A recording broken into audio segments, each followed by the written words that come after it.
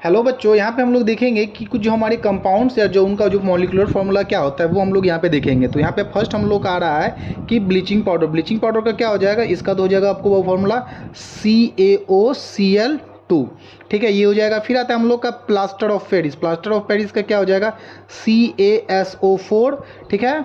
फिर उसका हो जाएगा यहाँ पे हम लोग का H2O, ठीक है। तो यहाँ पे ये लोग हम लोग थोड़ा ध्यान रखेंगे कि प्लास्टर ऑफ पेरिस क्या आता है। जो हम लोग का सपोज किसी का हाथ पैर टूट जाता है तो वहाँ पे जो हम लोग वो जो यूज़ किया जाता है केमिकल, उसको हम लोग प्लास्टर ऑफ पेरिस कहते हैं। फिर आता है हम लोग का जिप्सम। जिप्सम का क्या हो जाएगा, इसका हो जाएगा CaSO4 और ये हो जाएगा हम लोग का 2H2O, ठीक है। ऑलमोस्ट दोनों का सेम ही, हल्का 2H2O का थोड़ा सा यहाँ पे सिर्फ फर्क हो जाता है, ठीक है। ये 2H2O हो जाएगा। फिर आ जाता है हम लोग का करंडम। करंडम का क्या हो जाएगा, Al2O3, ठीक है। फिर आता है कॉस्टिक सोडा। कॉस्टिक सोडा का क्या हो जाएगा, NaOH, जिसको हम लोग सोडियम हाइड्रोक्साइड भी हम लोग कह सकते हैं। फिर आता है हम लोग का हैवी वाटर। हैवी वाटर क्या होता है, D2O, डाइहाइड्रोजन D2O सॉरी हो गया, हाँ ठीक है। फिर आता है फॉस्फिन। फॉस्फिन का क्या हो जाएगा, PH3 हो जाएगा, ठीक है। फिर उसके बाद आ गया हम लोग का फॉस्जीन। फॉस्जीन का हम लोग का आ जाएगा CaO and Cl2 हो जाएगा। फिर आ जाता है हम लोग का वर्मिलियन। वर्मिलियन का क्या हो जाएगा यहाँ पे हम लोग का HgNS, वर्मिलियन का हो जाएगा। फिर आता है कॉस्टिक पोटेस। कॉस्टिक पोटेस का हो जाएगा KOH।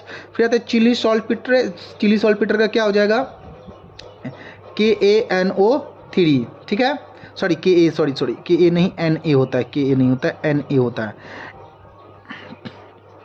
NaNO3। फिर आता है हम लोग का नाइट्रेट। नाइट्रेट का क्या हो जाएगा हम लोग का KNO3, ठीक है, KNO3। फिर आता है जिंक फॉस्फाइड। जिंक फॉस्फाइड कह रहा हूँ, पोटैश एलम। पोटैश एलम का क्या हो जाएगा हम लोग का, ये इसका काफ़ी बड़ा है, K2SO4Al2SO4 ये हो जाएगा होल 3 और ये हो जाएगा मल्टीप्लाइड बाय 24 इंटू ये हो जाएगा H2O, ठीक है।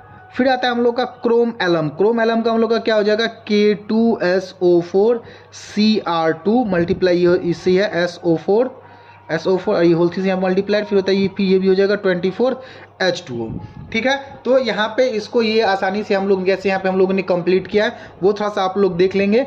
और यहाँ पे एक हम लोग का छूट रहा था जिंक फॉस्फाइड, ठीक है, ये हम लोग का एक छूट रहा था जिंक फॉस्फाइड। देखिए जिंक फॉस्फाइड का क्या हो जाएगा, जिंक फॉस्फाइड का हो जाता है हम लोग का Zn3P2, ये है Zn3P2, ये हम लोग का हो जाएगा इसका मॉलिक्यूलर फार्मूला। आई होप इसको आप लोग समझ के याद कर लेंगे और इनकेस फ्यूचर में आपको ये यूज हो सकते हैं और वो भी एग्जाम्स में आपको तैयारी में हेल्प करेंगे। आई होप आप लोग समझ गए होंगे। Thank you.